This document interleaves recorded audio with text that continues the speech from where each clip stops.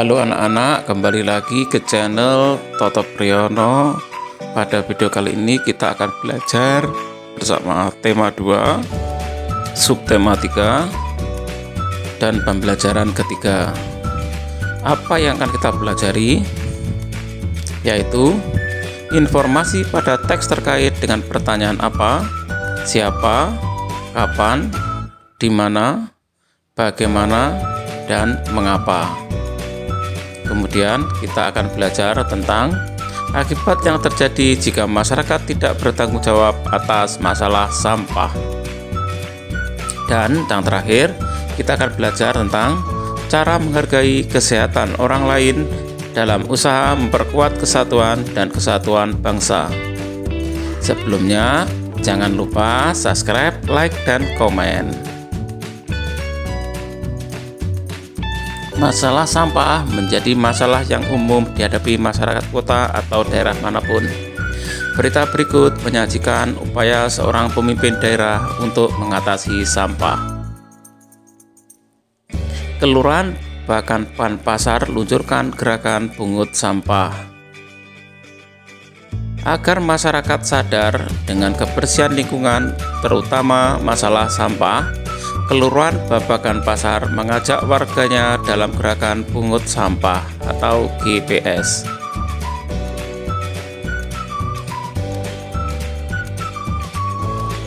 Lurah Babakan Pasar, Rokib Al-Hudri menyatakan, GPS ini merupakan program pemerintah kota atau Pemkot Bogor pada tahun 2016.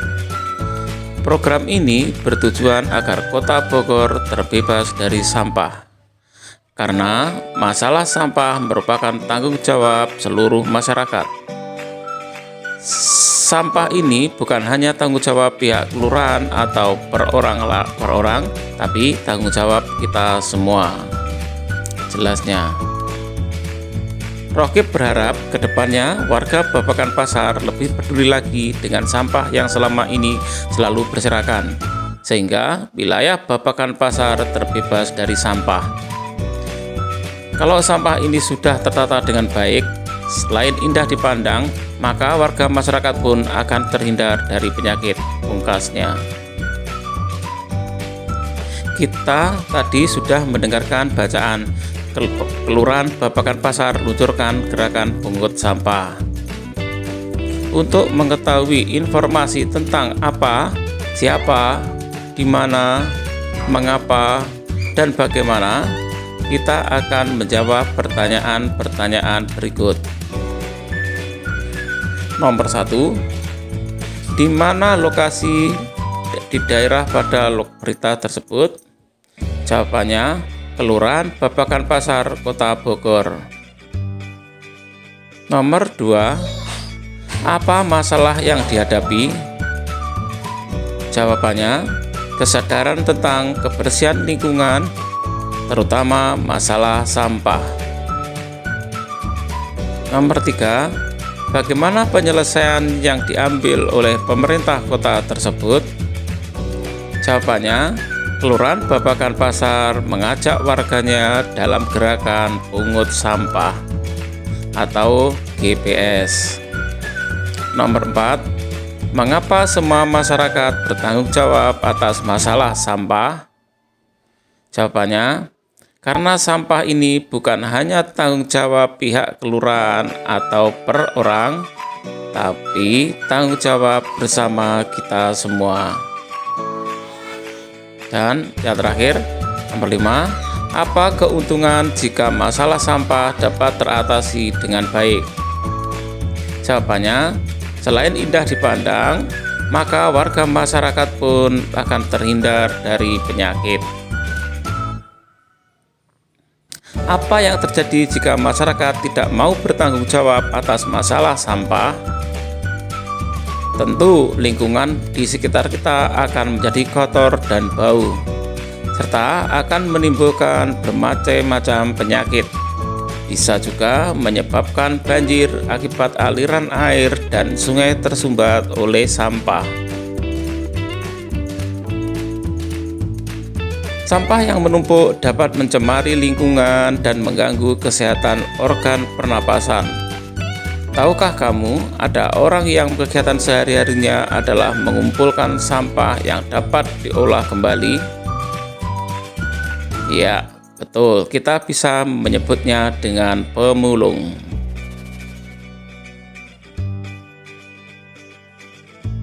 Pekerjaan sebagai pemulung merupakan pekerjaan yang mulia, karena pemulung membantu mengurai sampah-sampah yang ada di lingkungan, seperti botol, plastik, koran bekas, majalah bekas, dan benda-benda yang tidak dapat diolah lagi.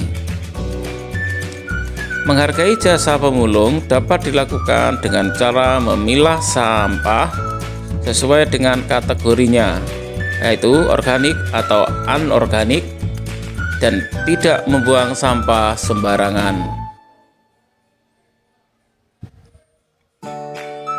Para pemulung mengumpulkan botol-botol plastik, koran bekas, majalah bekas, dan benda-benda yang lain dapat diolah lagi. Benda-benda itu disetorkan kepada orang-orang yang dapat mengolahnya menjadi benda-benda lain yang berguna. Berikut ini beberapa gambar hasil daur ulang. Gambar yang pertama adalah gambar bola yang dapat digunakan sebagai gantungan kunci.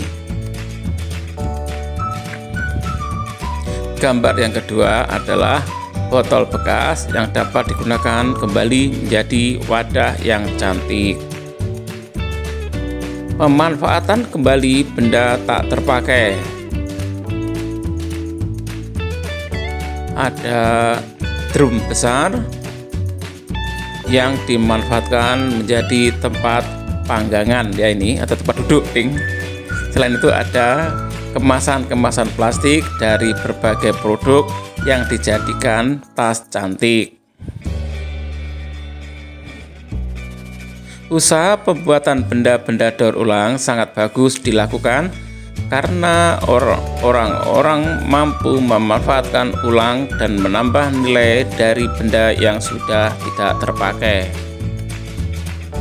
Cara yang dapat dilakukan untuk menghargai usaha membuat benda-benda daur ulang adalah dengan ikut menggunakan benda-benda daur ulang tersebut.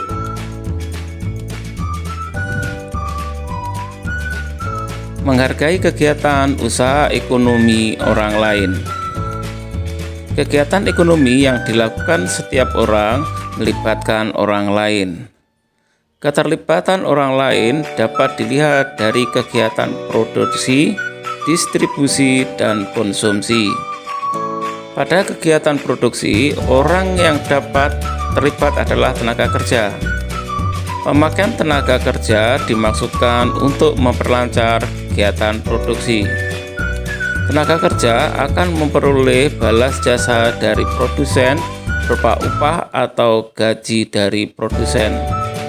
Selanjutnya, barang hasil produksi akan disalurkan kepada konsumen atau masyarakat oleh distributor. Dari kegiatan penyaluran barang tersebut, distributor akan memperoleh keuntungan. Contoh distributor adalah agen, pedagang besar, dan eceran. Konsumen adalah pihak yang mengkonsumsi barang dan jasa untuk memenuhi kebutuhan hidupnya. Barang dan jasa diperoleh dari produsen secara langsung atau melalui perantara atau distributor. Ketiga pelaku kegiatan ekonomi tersebut akan saling berhubungan membentuk arus diagram ekonomi. Setiap pelaku kegiatan ekonomi memiliki peran masing-masing yang saling menguntungkan. Menurut kodratnya, manusia berperan sebagai makhluk sosial dan makhluk ekonomi. Sebagai makhluk sosial, manusia akan berhubungan atau berinteraksi dengan manusia lain. Sebagai makhluk ekonomi, manusia akan melakukan kegiatan ekonomi dalam upaya memenuhi kebutuhan hidupnya. Dalam kehidupan sehari-hari, sebagai makhluk sosial maupun makhluk ekonomi, manusia hendaknya memiliki etika moral. Dengan etika moral, manusia dapat menghargai setiap kegiatan ekonomi yang dilakukan oleh orang lain. Amatilah pakaian yang kamu kenakan. Bagaimana berlangsungnya proses produksi pakaian? Proses menghasilkan pakaian membutuhkan waktu yang lama. Untuk membuat pakaian, produsen pakaian membutuhkan bahan baku berupa kain dan benang. Kain dapat diperoleh dari perusahaan pemintalan benang. Bahan baku benang berupa kapas yang dihasilkan dari perkebunan kapas. Untuk menjadi benang, kapas dipintal terlebih dahulu. Kemudian benang ditenun di pabrik sehingga menjadi kain. Selanjutnya, kain dapat dibuat pakaian oleh penjahit. Begitulah proses panjang produksi pakaian. Banyak pihak yang terlibat dalam produksi ini.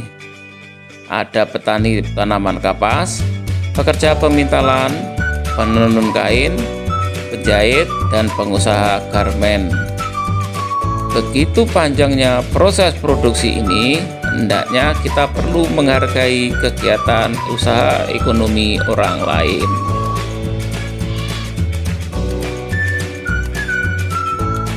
Apa akibatnya jika kita tidak menghargai kegiatan orang lain dalam usaha ekonomi?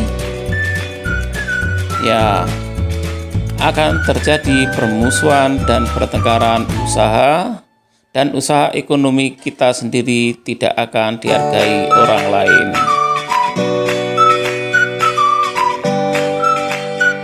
Demikian pembelajaran pada video kali ini, semoga bermanfaat dan terima kasih. Sampai jumpa pada pembelajaran berikutnya.